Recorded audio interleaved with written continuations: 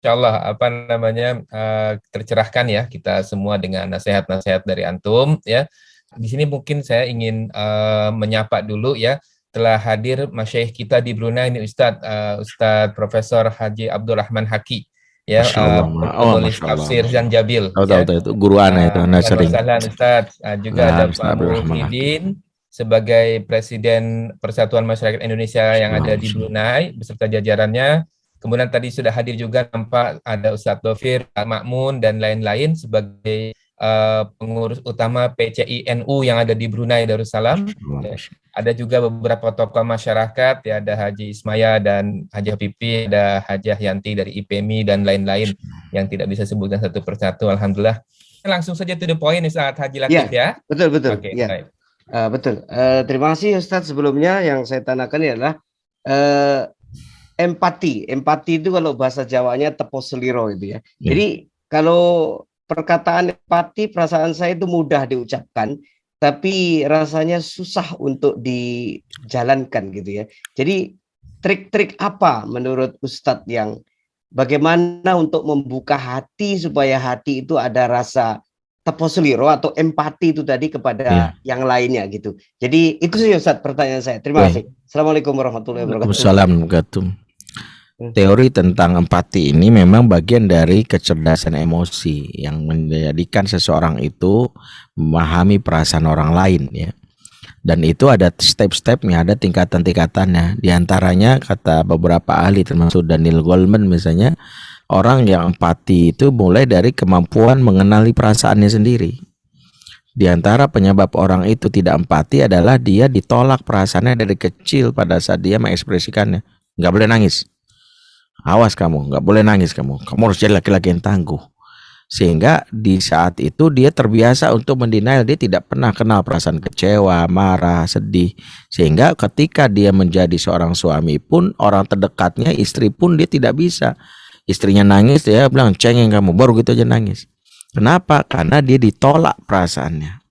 Maka di antara tahapan-tahapan yang dilalui untuk empati itu memang bagaimana anak-anak itu adalah mengenali perasaannya. Adik kecewa, adik sedih ya, adik merasa tidak suka. Karena itu yang membuat dia tahu orang lain pun seperti itu. Saya tahu rasanya nggak enak kalau dikecewakan. Saya tahu rasanya kalau diperlakukan dengan buruk. Itu yang paling penting.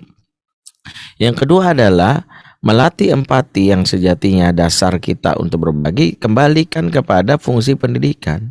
Pendidikan yang melatih empati itu ada pendidikan yang tidak sekadar di dalam pikiran atau teori.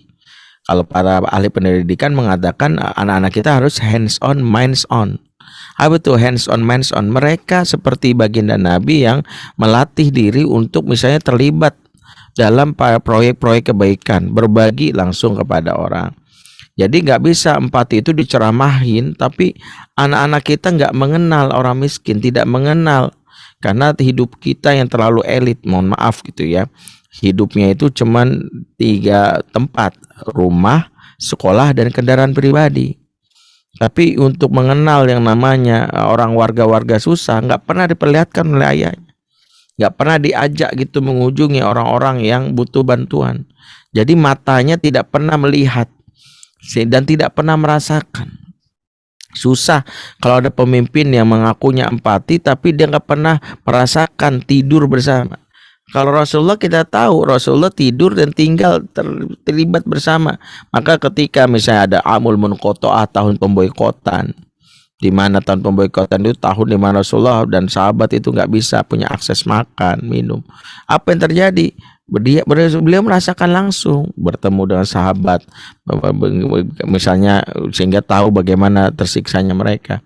Bahkan Rasulullah misalnya sering mendatangi orang-orang yang kesusahan, termasuk ketika di Masjid Nabawi ada Ahlus Sufah, Rasulullah melihat ada orang yang kelaparan, ya nggak makan, Rasulullah sediakan makanan. Seperti itu. Jadi memang kalau ditanya kembali kepada proyek yang kita inginkan, anak-anak harus merasakan dulu apa yang menjadi dasar mereka untuk empati. Sehingga empati itu dilalui dengan sebuah experience, pengalaman, dan pengalaman itu tidak mau harus kita bagikan selama Ramadan ini bagi mereka. Wallahu a'lam bishawab.